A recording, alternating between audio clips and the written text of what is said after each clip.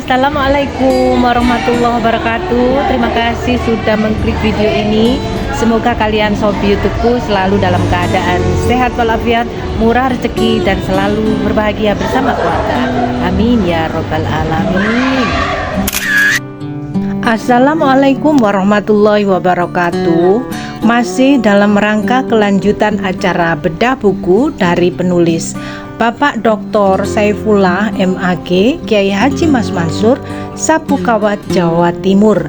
Video kali ini merupakan video bagian kedua, yaitu inti dari bedah buku itu sendiri, yang menampilkan Bapak Dr. Wisnu M. Hum sebagai pembedah dari buku yang sangat lekat dengan muatan sejarah berdirinya kemerdekaan bangsa ini, yang salah satunya hasil ide dari pergerakan dari Bapak Kiai Haji Mas Mansur, putra Surabaya, yang sudah berangkat naik haji pada usia 12 tahun dan dilanjutkan melanglang buana ke Libya, Tripoli, Mesir, dan lain sebagainya. Pada video kali ini, Bapak Dr. Wisnu M. Hum membedah buku tersebut dengan sangat rinci, dengan tambahan masukan-masukan dan pujian-pujian juga buat Bapak Dr. Saifullah MAG. Bagaimana keseruan acara inti ini berlangsung? Yuk tonton terus video ini sampai habis ya. Jangan lupa like, comment, share, and subscribe bagi kalian yang baru saja menemukan Mbak Unul Official channel ini. Kita dapat fakta-fakta menarik terkait dengan Yai Mas Mansur. Terutama salah satu fakta yang mungkin ini sangat jarang diutarakan di buku-buku maupun di artikel-artikel yang sudah beberapa kali saya baca terkait dengan penyuntikan cairan kimia. Nah, ini kan yang belum pernah kita dengar ceritanya, dan alhamdulillah kali ini kita mendengar langsung dari Pak Saifullah, yang bukan hanya penulis, ternyata juga beliau adalah yang meneliti. Jadi beliau ini meneliti secara langsung terkait dengan bagaimana peran dan kiprah dari Yai Mas Mansur dalam sejarah panjang hidup beliau, dan juga dalam sejarah panjang keterlibatan beliau di dalam organisasi Muhammadiyah dan juga di dalam organisasi-organisasi besar terkait dengan pendirian negara Republik Indonesia. Untuk materi selanjutnya saya persilahkan untuk Pak Wisnu untuk menyampaikan bagaimana pemaparan pembedahan buku Kiai Haji Mas Mansur Sapukawat. Untuk Bapak Wisnu saya persilahkan. Bismillahirrahmanirrahim. Assalamualaikum warahmatullahi wabarakatuh. Waalaikumsalam warahmatullahi wabarakatuh. Yang terhormat Bapak Agus sebagai pelaksana acara ini dan teman-teman panitia, yang terhormat Bapak Pengurus Muhammadiyah Jawa Timur, Mas Serikala dan saya di sana, dan yang saya sangat hormati Pak Saiful. Dan saya sering baca bukunya Pak Saiful juga sebenarnya, tapi saya belum pernah ketemu orangnya Bapak ini. Padahal masih muda, sebenarnya dia cakap itu jadi menteri kalau misalnya kemarin.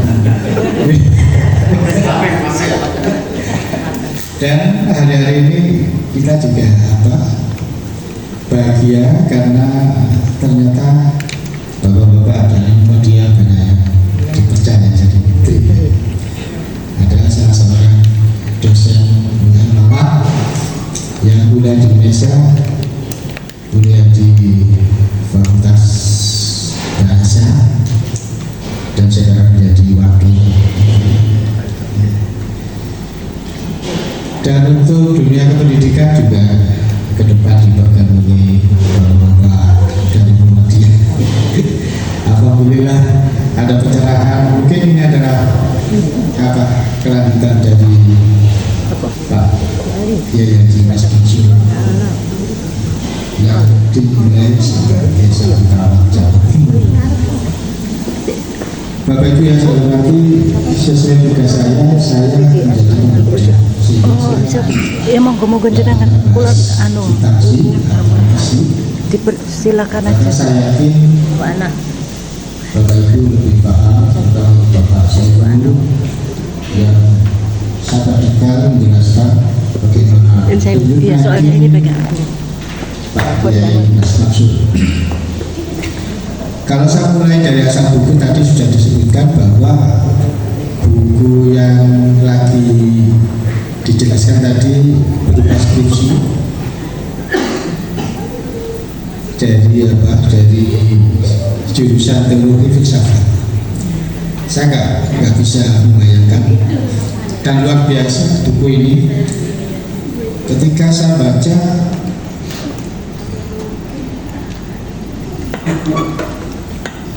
buku ini penuh aroma historis sejarah, karena saya sejarawan.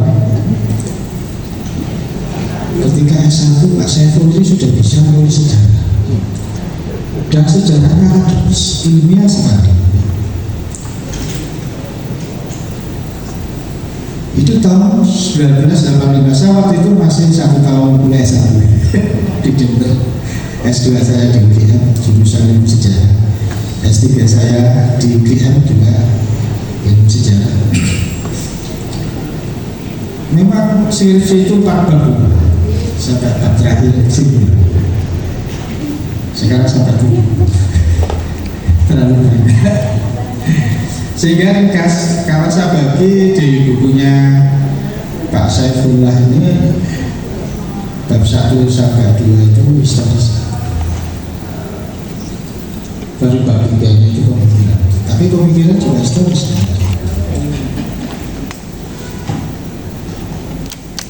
Kemudian buku ini, kalau saya disuruh menilai, buku ini adalah produk sejarah mentalitas, produk sejarah intelektual. Maka ketika saya baca, memang banyak sumber-sumber mental atau yang disebut mental fact. Ada artifact, ada social fact, ada mental fact. Jadi fakta pemikiran ini bagus. Kenapa ini saya katakan bagus? Tadi disebut bahwa kenapa sih PW Muhammadiyah sampai 5 kali menerbitkan buku ini. Buku yang berharga itu adalah buku yang penuh nilai-nilai. Karena yang diajarkan untuk anak didik ke depan itu nilai-nilai. Selama ini kita coba baca sejarah Singosari. Kalian dan kita baca. Tunggulan Metung dibunuh Kenaro. Kemudian ada sumpah 7 turunan Kenaro nanti akan dibunuh. Maka yang muncul adalah nilai-nilai pembunuhan. Jadi anaknya Kenaro dari istri Kades bunuh bapaknya yang namanya Kenaro. Kemudian Tohjoyo dibunuh oleh anak Kenaro dengan Kades. Sampai 7 turunan bunuh atas bawah. Nilai-nilai apa yang muncul itu nilai-nilai pembunuhan. Dan kerajaan masa lalu, raja-raja masa lalu memang, kalau saya menggunakan kata-kata kasar, bahaya sekali. Sampai membuat 4 saling bunuh, sampai anaknya juga dibunuh. Pernah raja-raja sampai istri anaknya dibunuh, bahkan satu keluarga dihabis. Kasar. Nah, sayangnya itu tidak disampaikan dalam pembelajaran. Kenapa? Karena sejarah itu harus diverifikasi, tidak boleh apa adanya secara telanjang diberikan. Maka dicarilah nilai-nilai yang positif. Ketika saya di televisi ditanya, Pak, adakah kebanggaan anak-anak terhadap nilai-nilai kepahlawanan? Ya jelas ada, yaitu sportif, kemudian memiliki pendirian negara, membela negara. Kemudian pertanyaan berikutnya, Pak, kenapa anak kecewa terhadap para pahlawan? Ketika saya balik, kenapa kecewa?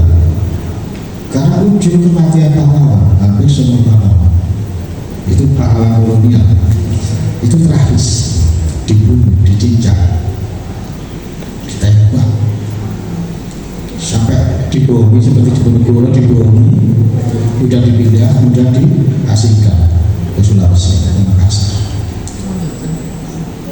ending yang membuat kita bangga. Ini pahlawan ini menang. Maka periode awal abad 20 sampai kemerdekaan sejak Kiai Mas masuk itu mulai ada nilai-nilai positif. Kalau kemudian tadi disebut Kiai Mas masuk, kita sedikit masuk substansi. Itu ada kaitannya dengan Cokro. Sebenarnya kunci dari sebuah sejarah cerita yang namanya Indonesia itu awalnya dari Jawa Timur. Kalau kita fisiknya wilayah negara itu dari Majapahit di Jawa Timur. Yang namanya Indonesia itu yang Majapahit itu. Setelah dipotong oleh penjajah Inggris dan Portugis. Yang dijajah Inggris menjadi Malaysia, Singapura, kemudian Brunei. Yang dijajah Portugis sampai sekarang tetap abadi menjadi Timur Timur. Yang selain itu menjadi Indonesia Belanda. Itu adalah Majapahit.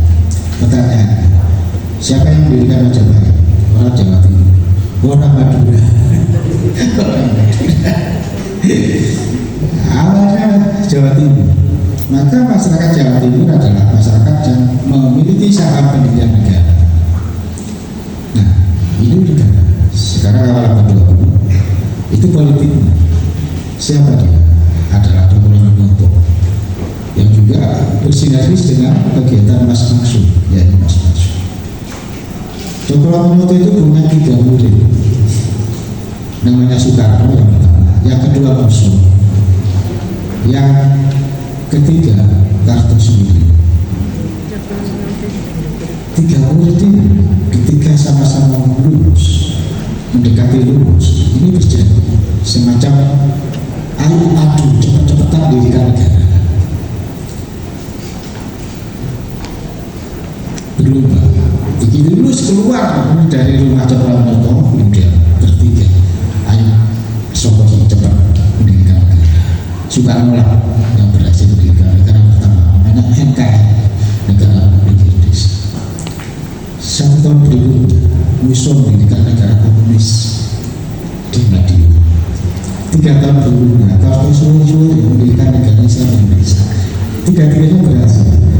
Tapi yang menang pertama kan Soekarno, yang kemudian yang kedua ketiga itu harus disisihkan. Tolong saya yang menang, jangan sekarang Soekarno yang menang, sekarang Indonesia saya berdiri ada kan sudah kalah.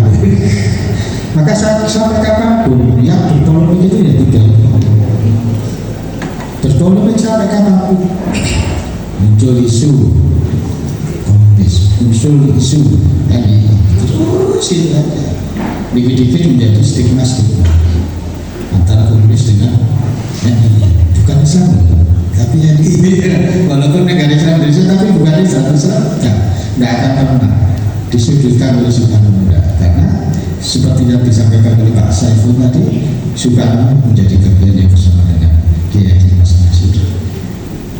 Soekarno baik lagi ke Mas Maksud. Ini buku lagi. Ini bagus sekali bukunya. Ini Bapak Ibu sudah terima buku ini, sudah baca ya? Ini yang kalau strukturnya bagus, ini menggunakan Handuk. Gaya Handuk itu banyak sumber-sumber yang kemudian tidak model footnote, hanya singkat saja. Kalau Handuk itu bisa ditulis secara detail panjang. Ini yang kelebihan dari bukunya Pak Saifullah. Itu yang membuat saya terkesima ketika saya baca kemarin ya, dikirim ke saya kemarin ya Pak, baru kemarin saya terkesima. Ini Pak Saiful ini S1 itu sudah bisa bikin ini ya, pantas kemudian jadi dosen. bagus sekali, bagus. Saya menilai luar biasa ini Pak Saifullah. Makanya kemudian saya tidak hanya dalam buku-bukunya, dan memang beliau memiliki keahlian untuk menyusun naskah dan kemudian menjadi buku. Dan buku itu adalah harta karun yang tidak pernah habis. Kalau Bapak Ibu untuk bagaimana menjadi kaya, Salah satunya trik adalah menulis buku. Menulis buku. Jadi salah satu usaha untuk supaya kaya itu menulis buku, karena buku itu ditinggal atau menjadi peninggalan atau warisan yang abadi. Sekalipun penulisan nanti tidak ada, itu nanti akan tetap pahalanya dan roh yang lebihnya mengalir kepada hati. Oke, untuk sumber memang saya memahami ini ditulis tahun 1985, jadi sangat lama sekali. Maka banyak yang digunakan sumber-sumber suara Muhammadiyah, buku-buku, kemudian ada beberapa buku terbitan khusus Muhammadiyah. Ini banyak sekali yang digunakan atau dipakai. Andai buku ini ditulis lagi sekarang, mungkin akan saya tunjukkan sumber yang sangat banyak, terutama sumber-sumber informasi atau berita-berita tentang siapa Kiai Haji Mas Mansur dari koran-koran Belanda. Jadi di sini ketika saya teliti dan saya kaji, saya buka koran Belanda, itu ada sekitar 247 artikel atau berita tentang Kiai Haji Mas Mansur di koran luar negeri. Betapa hebatnya. Kalau tadi Pak Saifullah itu menjelaskan, Pak Mansur ini juga punya majalah, punya koran ya, punya media.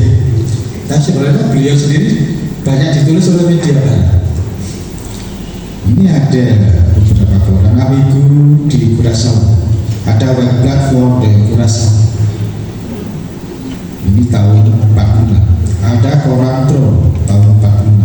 Ada Neoblas Nuit Info Suriname tahun 46. Ada koran namanya The Lokomotif tahun 1926.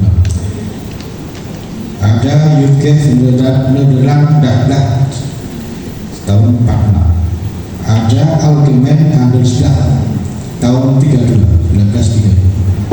Batavia Nieuwsblad tahun 1932. Ada Surabaya Handelsblad 1932. Kemudian The Indische Koran itu tahun 32. Banyak. Kalau saya sebutkan banyak. Ini saya lihat di Denver itu pusat koran Belanda. Kita deteksi, termasuk di sana ada berita-berita sangat detail. Jadi hari ini, tanggal ini, jam ini, Kiai Haji Mas Mansur ngapain, mengapa dan kenapa, apa yang dilakukan, itu dijelaskan di koran. Karena itu laporan harian. Ini yang saya lihat cukup keren ya. Jadi posisi beliau itu sangat terkenal. Makanya kemudian tidak salah kalau Pak Kiai Mandala mengatakan ini adalah satu kawat Jawa Timur. Kalau kemudian ditanyakan ada orang lain Pak, saya sebutkan tidak ada ya. Selain posisinya selain Pak, tidak ada. Mungkin kemudian intisari dulu itu persoalan organisasi. Ini ada persoalan organisasi, ada persoalan keagamaan, ada persoalan kenegaraan. Kalau kemudian di bab ketiga itu ada yang menarik, namanya Kiai Mas Mansur. Kiai Mas Mansur ini kalau debat sama Dr. Sutomo nggak selesai, karena beda. Kenapa? Saat itu di awal abad 20 itu, ketika dimulai kesadaran nasionalisme, memang Budi Utomo yang dipimpin oleh Dr. Sutomo itu memulainya untuk pemahaman kenegaraan, pemahaman nasionalisme. Maka yang muncul adalah bagaimana membangkitkan kesadaran nasionalisme. Dan yang difahami saat itu, yang kemudian mempengaruhi itu adalah konsep teosofi. Teosofi itu memperlakukan apapun di dunia ini itu adalah sama, termasuk agama. Maka di masa-masa itu di kepercayaan Teosofi, agama Islam, Hindu, Buddha, Katolik, Kristen dan sebagainya itu dianggap satu, tidak ada bedanya. Maka ketika orang Hindu beribadah di pura itu membaca Fatihah, ya ada. Ya. Banyak sekali ya pengajian-pengajian Teosofi yang kalau menurut kita itu sesat. Tujuannya apa? Tolong kondisi bangsa yang awal ini mulai bergerak, mulai bangkit, mulai sadar dengan politik etis yang salah satunya kebijakan untuk pendidikan, mulai muncul kesadaran keindonesiaan. Jangan diganggu dengan kesadaran sejarah sakti. Dan konsep ini yang kemudian menimbulkan perdebatan, ya rivalitas yang tiada ujung katakanlah gitu antara Kiai Mas Mansur dengan Dr. Sutomo. Ini menarik. Ketika di awal abad 20 itu memang ada tiga kekuatan nasionalisme, kekuatan Muhammadiyah dan NU itu sama-sama gerak. Di samping itu ada kekuatan komunis yang pernah memberontak pada Belanda tahun 1926. Tapi tujuannya hanya untuk komunis, bukan untuk Indonesia NKRI-nya Soekarno. Tapi beda dengan NU dan Muhammadiyah. Dua-dua ini memang bergerak untuk dunia keagamaan, menyadarkan masyarakat Indonesia di awal abad 20 yang menuju tahun 28 itu juga pemuda. Itu supaya sadar Indonesia. Tidak ada keinginan misalnya Yai Mansur kepingin nanti negara kita akan menjadi negara Islam. Ya termasuk dari itu juga itu tidak ada. Ayo kita akan dirikan negara Islam. Tapi beda dengan kelompoknya komunis. Kalau Soekarno memang mau mengayomi keseluruhan, sehingga sinergis dengan gerakan Soekarno, antara gerakan Soekarno dengan gerakan NU Muhammadiyah. Salah satunya kenapa kemudian Kiai Mas Mansur direkrut menjadi anggota BPPKI. Jadi ketika Indonesia merdeka itu dirapatkan dulu, timnya namanya BPPKI. Salah satunya adalah anggotanya bernama Kiai Haji Mas Mansur. Kita nggak bisa bayangkan bahwa orang Jawa Timur yang kemudian menjadi tokoh utama Muhammadiyah Jawa Timur, Kiai Mas Mansur, itu adalah pendiri negara ini. Cuma yang jadi pertanyaan saya, kok tidak begitu banyak ya?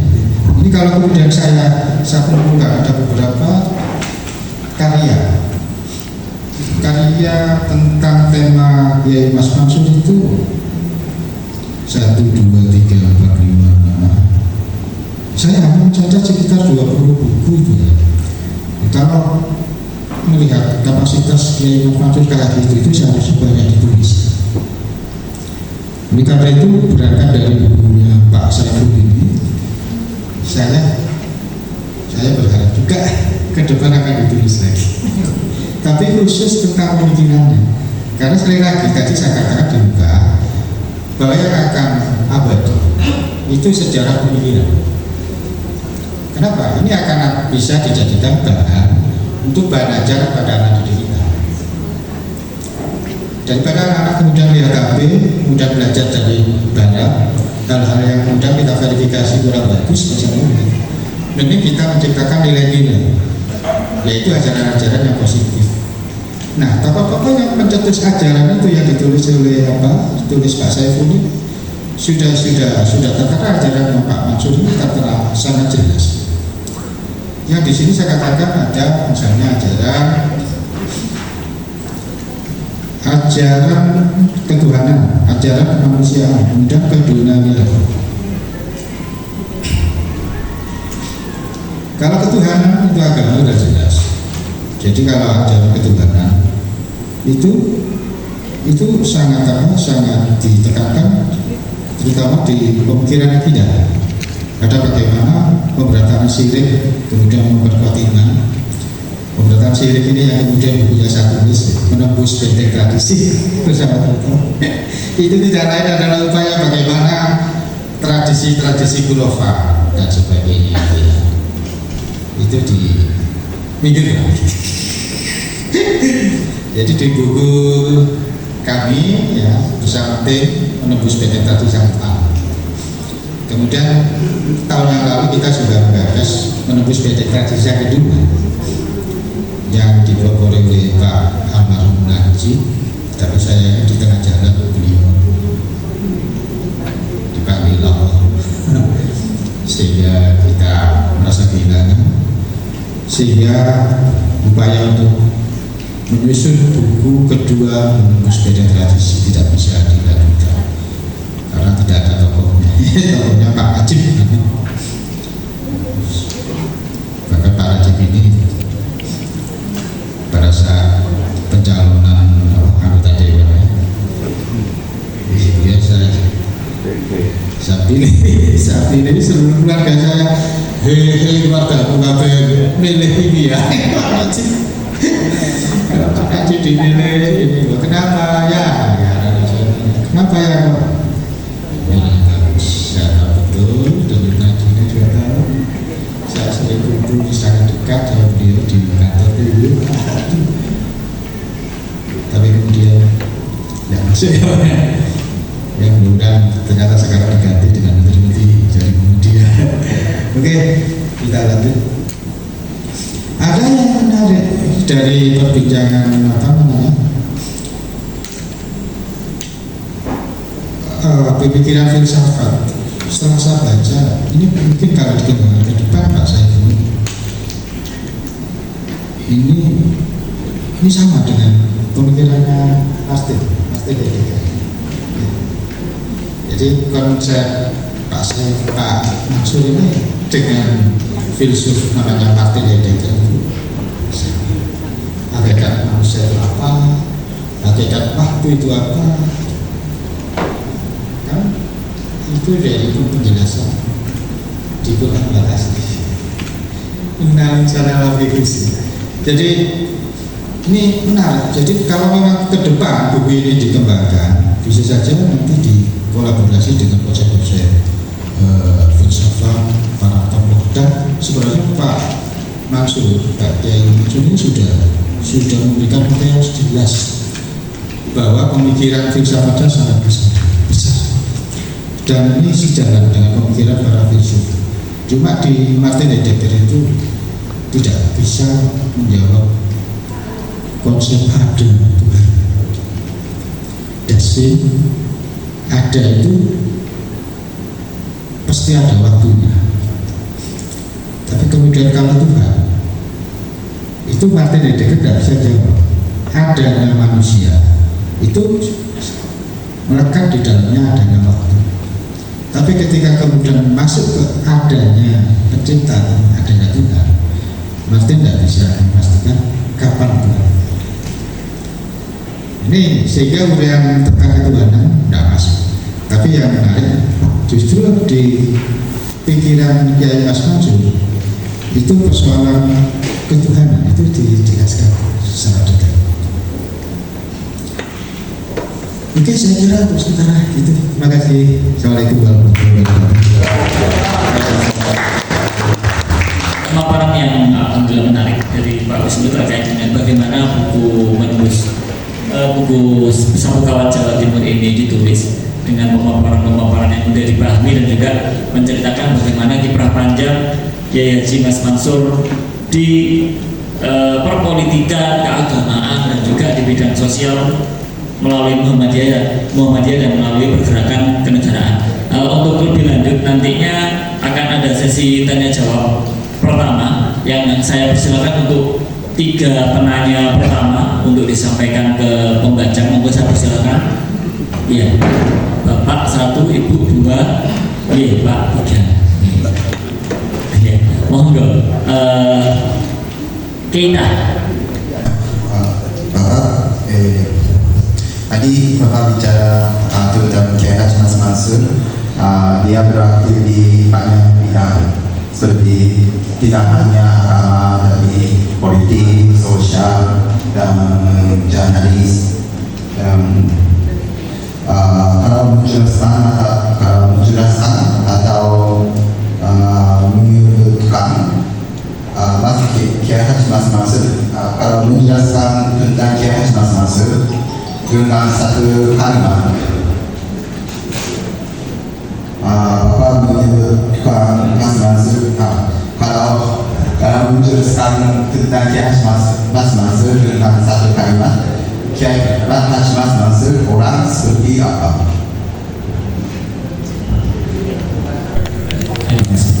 Assalamualaikum warahmatullahi wabarakatuh. Nama Pak Jarod dari Majelis Tarjih BDN Surabaya. Untuk Ustadz Saiful, kalau melihat judulnya sapu kawat, berarti itu ada yang harus dibersihkan dengan kekuatan yang luar biasa. Nah, maksud saya peristiwa itu berarti sebetulnya kalau saya lihat tidak Jawa Timur tapi nasional, tapi karena beliau berangkat dari Jawa Timur sebagaimana disebutkan Pak Wisnu, berarti sebuah contoh kecil yang itu bisa merambah ke nasional, bahkan mungkin di luar Indonesia gitu, karena pemikiran beliau kan sampai ke negara-negara lain. Nah, apa yang melatar belakangi kegelisahan sampai dia harus dijadikan alat pembersih, dalam arti menurut Ustadz Saiful kira-kira kerusakan apa yang menjadi kegelisahan dari Kiai Haji Mas Mansur sehingga perlu sebuah kekuatan terutama yang spiritual yang itu nanti menggugah semangat termasuk kita generasi muda. Sebetulnya Mas Mansur ini kalau kita lihat dengan kondisi sekarang masih relevan, bahkan sekarang ini tantangan zaman itu juga tidak kalah dengan yang pada saat beliau-beliau ini berjuang. Oleh karena itu kira-kira kegelisahan apa yang menjenengan pernah amati atau teliti sehingga sampai muncul gagasan untuk menulis Sapu Kawat Jawa Timur. Terima kasih. Assalamualaikum warahmatullahi wabarakatuh. Saya Bu Mariani, di sini posisi saya sebagai santri dari apa itu istilahnya masih apa santri MDI kalau saya nyebut biasanya di sini ya, Madhab Diniyah Islamiyah kan gitu ya sih. Yang saya tanyakan tadi, di antara tiga murid dari Cokro Aminoto tadi, antara lain Musa, Pak Karno, satunya lagi Pak ya itu salah satunya saya menyebut aja yang saya poin yang saya tanyakan masalah Pak Karno. Pak Karno di waktu itu dalam perlombaan mau mendirikan negara itu yang paling dulu kan Pak Karno. Tapi Pak Karno sendiri, Bung Karno sendiri itu dia tidak menghendaki pembentukan negara itu dalam satu versi, artinya agama aja, tapi dia kan NKRI. Tapi di akhir-akhir kehidupannya dia dikatakan sebagai apa ya, PKI ya istilahnya ya, yang dimana mau komunis. Padahal kalau saya mendengarkan di sini tadi bahwa dia justru sebetulnya bukan berpikiran komunis ya, tapi dia nasionalis NKRI itu sendiri. Tapi ya itu tadi yang saya tanyakan, kenapa di akhir kehidupannya sampai sekarang dia di jasmin di stempel lah katakanlah kemarin sebagai komunis yang di saat itu dia sampai dimusuhi oleh rakyat, di mana rakyat pada waktu itu yang diperjuangkan negaranya untuk menjadi merdeka. Itu yang saya tanyakan. Itu saya Muhammad Abidullah. Saya seleting sama Gus Broto di Muhidu. Saya tertarik sekali dengan bagaimana ditulis tentang pikiran-pikiran Kiai Haji Ahmad Mansur seperti yang disampaikan oleh Pak Wisnu tadi. Yang ingin saya tanyakan begini, tadi disampaikan bahwa Kiai Haji Mas Mansur di Mesir bahkan sampai ke Tripoli. kita tahu pada masa itu dinamika pergaulan Mesir, dunia Islam dengan dunia Barat sangat intensif dan penuh dengan dinamika yang luar biasa. Bahkan dari sejak Muhammad Ali Pasha yang pada masa itu kan ketegangannya luar biasa. Yang ingin saya tanyakan seberapa pengaruh pikiran dinamika, termasuk di dalamnya kan waktu itu mengenal nation state, dimulai dari situ. Apakah ini berpengaruh terhadap Kiai Haji Ahmad Mansur di dalam pikiran-pikiran tentang perpolitikan itu? Tentu saja berbeda dengan Kiai Ahmad Dahlan yang bergaul dengan dinamika pemikiran tasdid yang di Mesir itu kan melalui tulisan-tulisan. Kalau Kiai Haji Ahmad Mansur ada di situ, ada dalam pergolakan pemikiran itu. Bahkan korbannya kan Ali Abdul Aziz salah satu. Yang saya tanyakan yang kedua adalah bagaimana, melalui apa Kiai Haji Mas Mansur tertarik dengan pikiran-pikiran Kiai Haji Ahmad Dahlan padahal belum pernah ketemu? Apakah melalui tulisan? Melalui apa? Ini saya ada pertanyaan. Kok tertarik untuk ketemu dengan Kiai Haji Ahmad Dahlan dan pikiran-pikirannya Kiai Haji Ahmad Dahlan padahal dari Mesir? Terus dia dinamika dialog semacam apa ketika itu? Apakah terjadi saling mengisi atau seperti apa? Karena kan ada pikiran nation state itu yang saya pikir itu juga akan mewarnai nanti, bahkan ketika nanti kan akan bergaul dengan Soekarno, dengan pikiran-pikiran nasional itu, bahkan berbeda dengan pikiran Dr. Sutomo. Kalau Soekarno kan juga terpikir pikiran-pikiran Islam yang dari Pakistan, kalau nggak salah dari pikiran Ali ya, termasuk urusan dari sekitar Islam itu. Nah, pikiran yang Haji Ahmad Mansur tentang nation misalnya itu seberapa besar menaruh pikiran dinamika yang ada di Mesir ketika itu dalam pikiran-pikiran, apalagi kalau berurus dengan tajdid atau reforms Islam itu. Jadi saya pertanyaan itu. Assalamualaikum warahmatullahi wabarakatuh. Jadi monggo saya mulai menjawab. Oh Pak Wisnu, oh iya Pak Wisnu, monggo Pak Wisnu.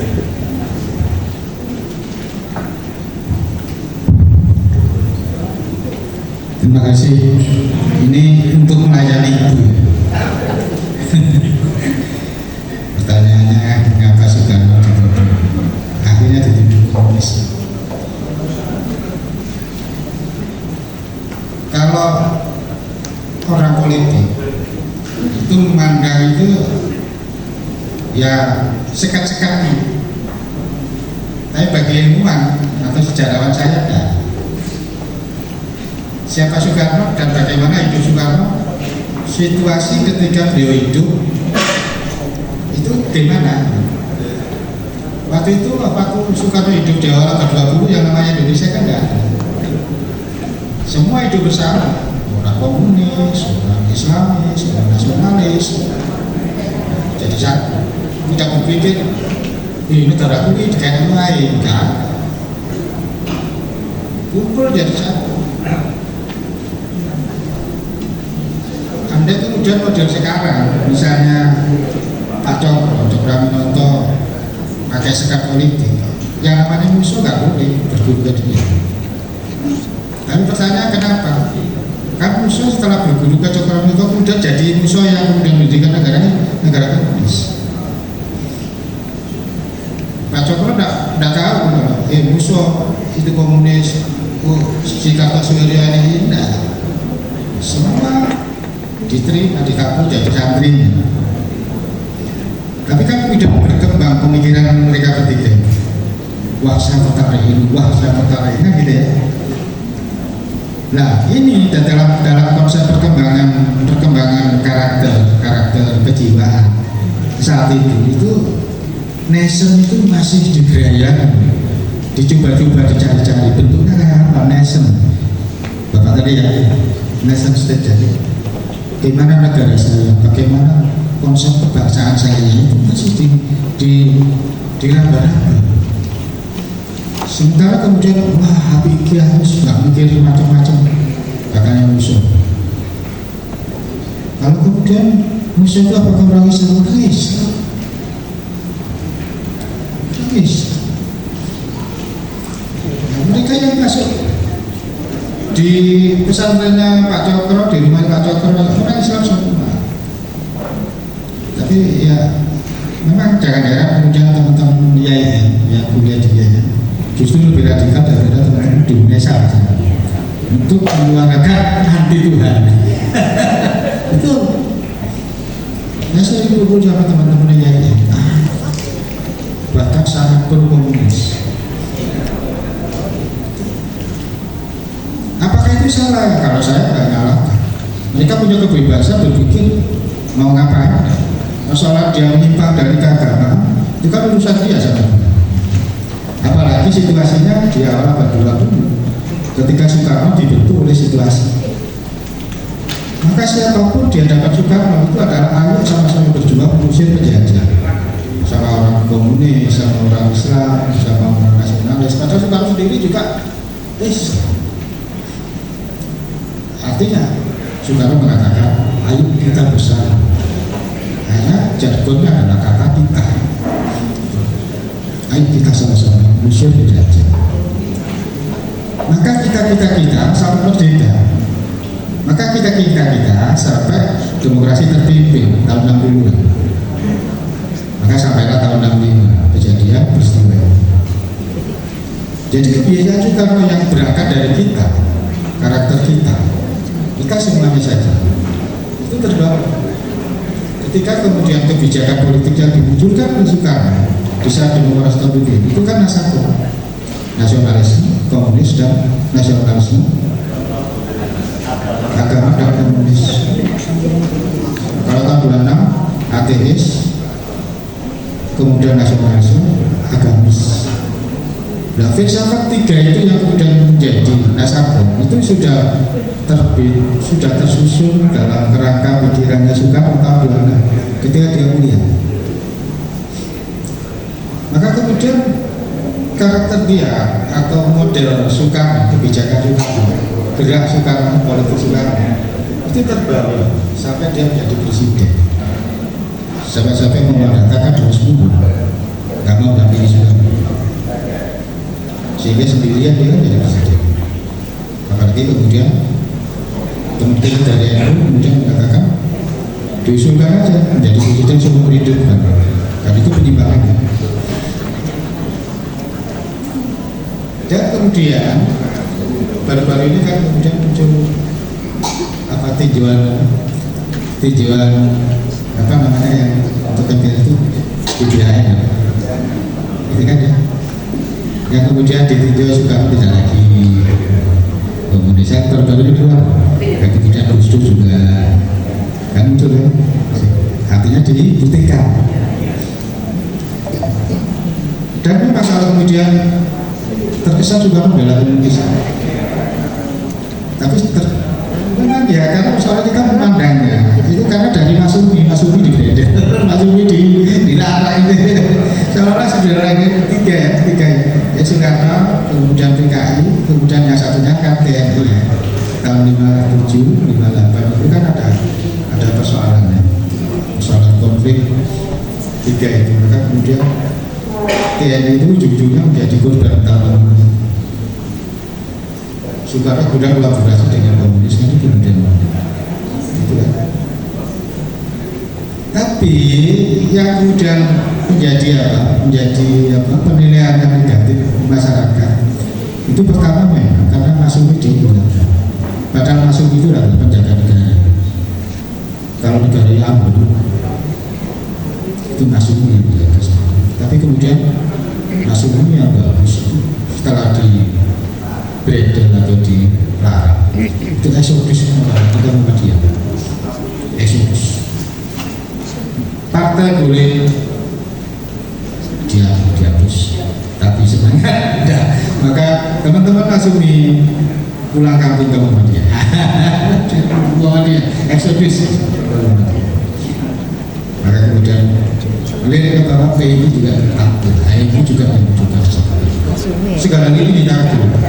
Jadi ini kondisi Soekarno itu memang ketika dituduh komunis itu memang dalam kondisi lemah. Secara politik, secara fisik, secara berpikir bagaimana ke depan negara kita itu. Pertanyaannya kenapa lemah? Karena umurnya sudah. Namanya orang mau lengser itu ada saja yang negatif. Apa mungkin juga karena presiden kita yang baru-baru ini lengser karena itu ya. Ada saja kesalahan yang muncul. Maka tuduhannya tidak bagus kan gitu. Itu selalu aja. Dulu Soeharto wah hebat itu ujung-ujungnya di akhirnya juga Gus Dur, SBY juga.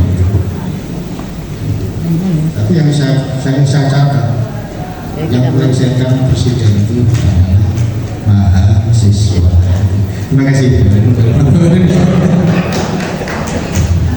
Saya tidak merespon, sudah cukup ya Bu. Oke, satu kalimat untuk mewakili siapa sih Kiai Haji Mas Mansur itu.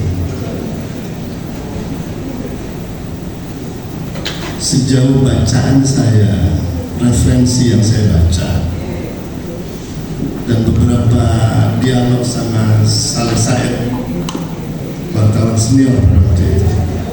Kemudian saya datang juga ke penulis buku Kiai Haji Mas Mansur sebagai IN. Saya datangi ke rumahnya di Jakarta. Pada waktu itu beliau sibuk sekali, sudah sepuh. Saya kira sekarang sudah almarhum. Lalu beberapa buku referensi tentang sejarah setting Indonesia pada zaman penjajahan sampai merdeka, dan itu ada tokoh sentral dari kalangan aktivisme Islam. Maka saya boleh membuat sebuah rumusan kecil. Kiai Mas Mansur itu seorang reformis Islam yang unik. Itu kalimat yang bisa saya pakai. Kenapa? Seorang reformis Islam, dunia Islam lebih tepat, yang unik sekali. Ini harus dibedakan dengan Kiai Dahlan, harus dibedakan dengan Cokro pada waktu itu, Pak Cokro Aminoto. Walaupun dua-duanya pernah diutus tahun 26 ke Timur Tengah untuk mewakili dunia Islam dari India Belanda, dari Indonesia, walaupun kalimat itu tidak ada. Pada waktu itu tahun 26 untuk menghadiri rembuk khilafah Islamiyah.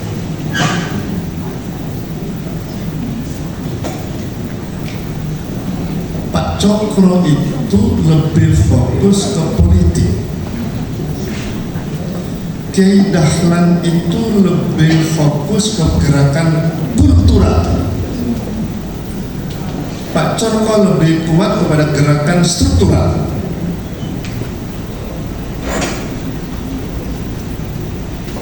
Hadirnya Kiai Haji Mas Mansur dalam sebuah panggung namanya Muhammadiyah memperkuat basis politik Muhammadiyah.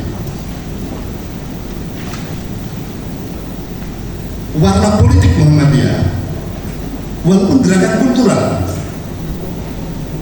Jadi secara umum dalam konteks perserikatan, Muhammadiyah itu gerakan Islam non politik tetapi tidak anti politik. Tidak anti politik itu nafas besarnya itu dari Kiai Haji Mas Mansur. Sejauh yang saya baca. Dan Kiai Dahlan juga punya gagasan tapi diperkuat oleh Kiai Haji Mas Mansur. Itu uniknya. Jadi kalau Pak Cokro masuk di wilayah santri, pemikiran-pemikiran pembaharuan keagamaan, mungkin beliau kurang apa istilah. Kalau dibandingkan dengan Kiai Haji Mas Mansur dari segi keagamaan, Mas Mansur, Cokro lebih kuat ke politik. Tetapi begitu Kiai Haji Mas Mansur masuk dari tanah suci, dari pulang 7 tahun di Timur Tengah itu, dia bergabung juga dengan Cokro. Bergabung juga dengan Muhammadiyah. Bahkan Kiai Mas Mansur Muhammadiyah dalam prestasinya yang sampai puncak, posisinya di SI sebagai advisor, penasehat SI maupun Budi Utomo. Sama Kiai Dahlan juga begitu.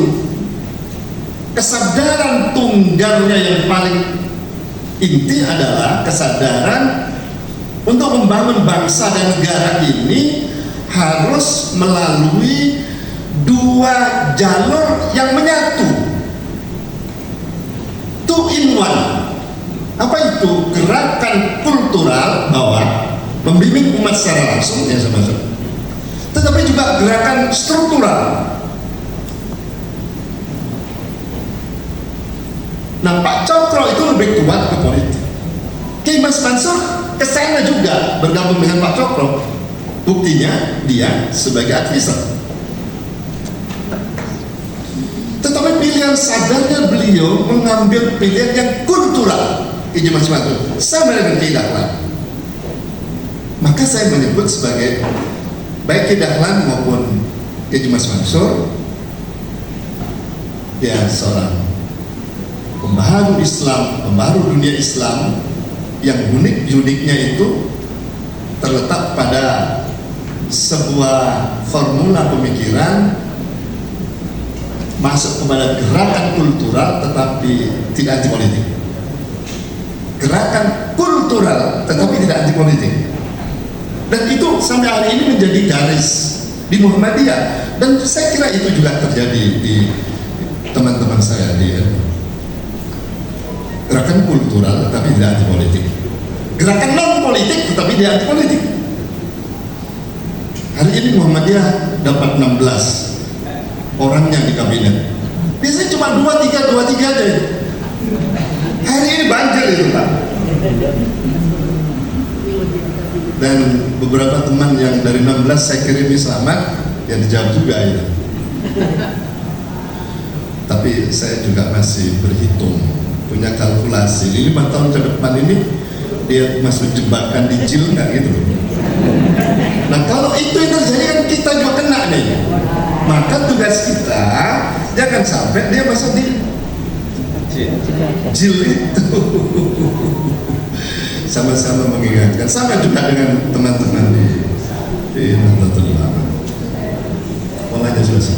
Jadi saya menyebut bahwa Kiai Mas Mansur itu seorang pembaharu dunia Islam, dan ini bagian dari mata rantai gerakan pembaharuan dunia Islam.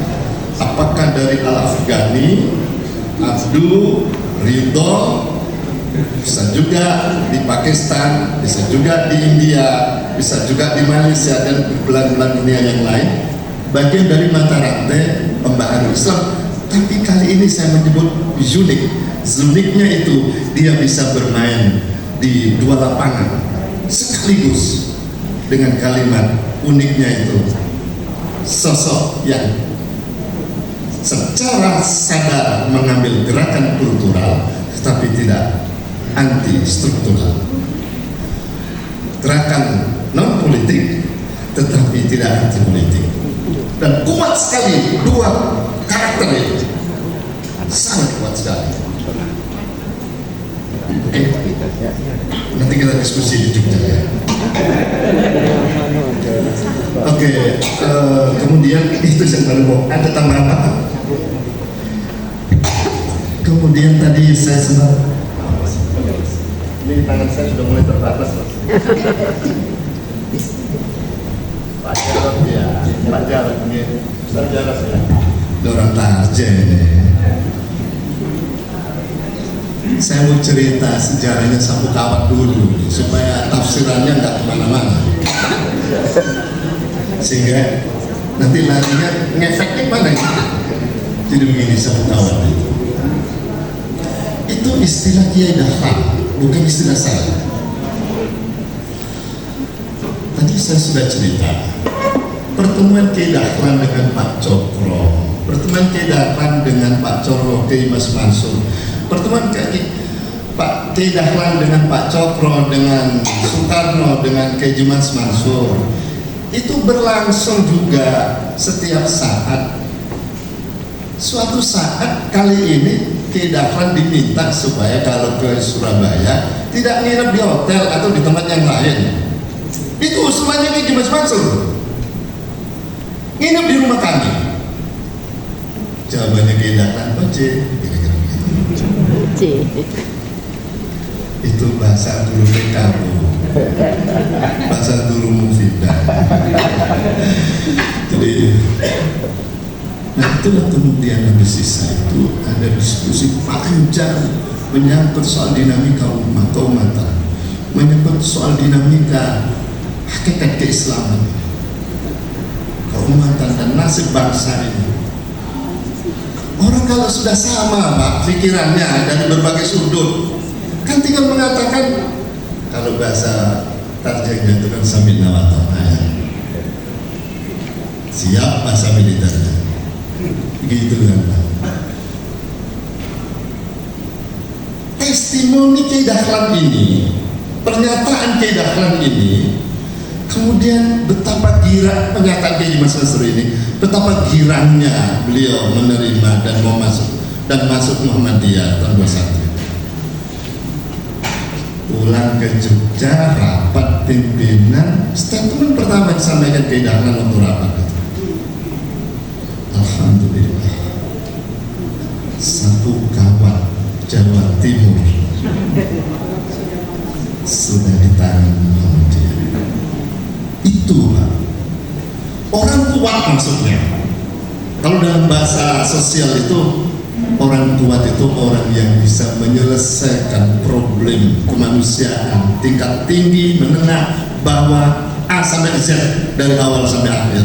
Itu kalau menggunakan statement saya pada Kiai tadi itu, beliau seorang reformis yang unik. Oke.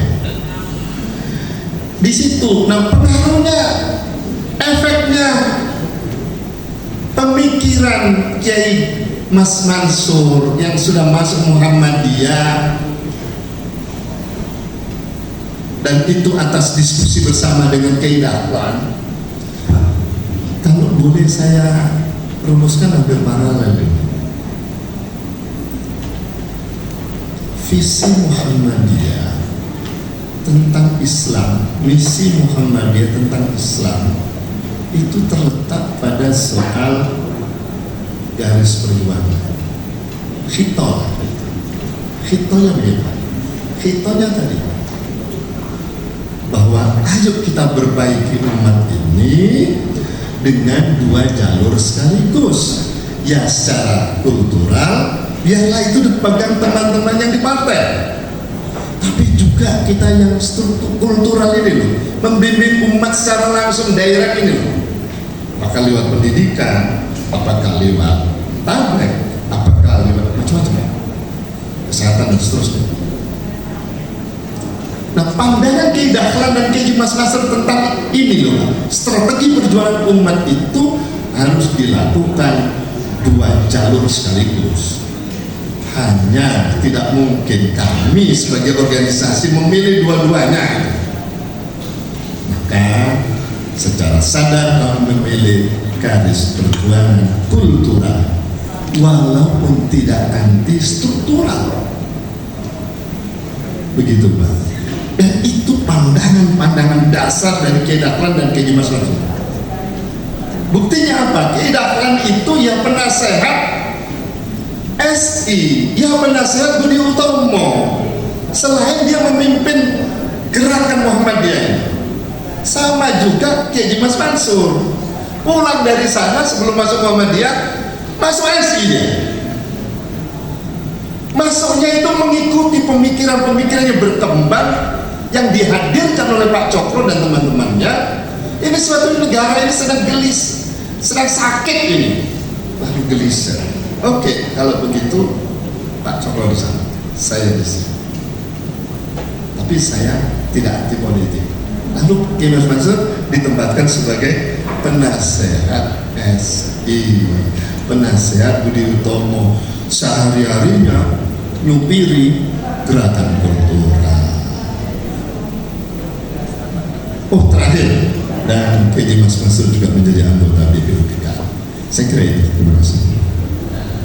Terima kasih Pak. Ya, ada satu pertanyaan yang belum terjawab. Jadi seberapa berpengaruh sebenarnya perkembangan dari pemikiran-pemikiran yang di Mesir dan di Tripoli terkait dengan gerakan dakwahnya Yai Mas Mansur, dan bagaimana sebenarnya Mas Mansur itu bisa tahu Pak, tentang kabar dari perkembangan Muhammadiyah di Indonesia pada waktu itu? Maaf Bapak, kalau Bapak menyebut Habib Sukoharjo, ya itu teman saya.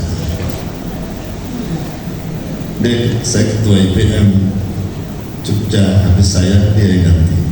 Barusan saya ketemu juga terus Sukoharjo. Jadi soal Pak Sini, Pak Habibur Rahman ya. Hafidullah.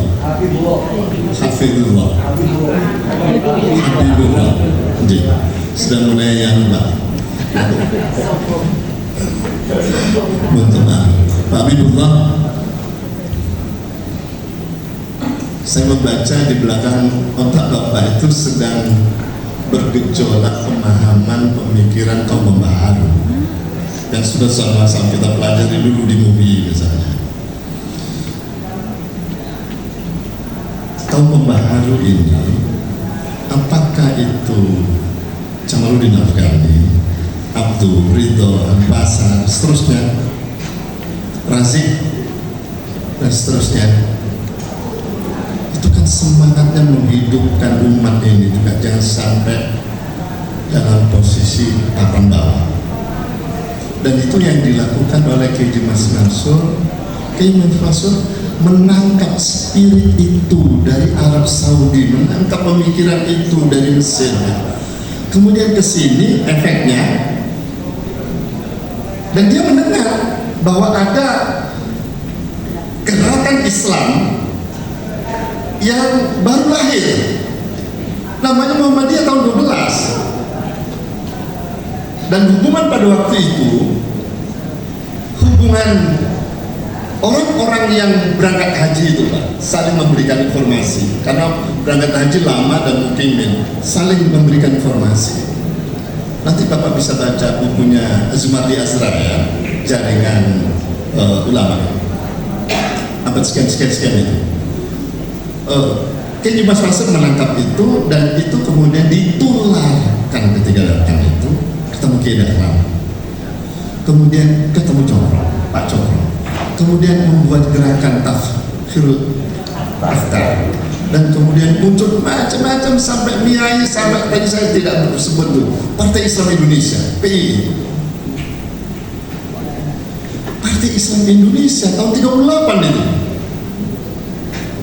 Itu kan spirit dari kaum pembaharu yang ada di Timur Tengah itu masuk ke sini. Jadi kalau begitu, ide-ide besar kaum nasionalisme Islam yang hadir dalam skala dunia itu, spiritnya ditangkap KJ Mas Mansur, kemudian direfleksikan dalam konteks Nusantara, direfleksikan dalam konteks Indonesia, bikin gerakan, lalu bersama-sama, ujungnya merdeka.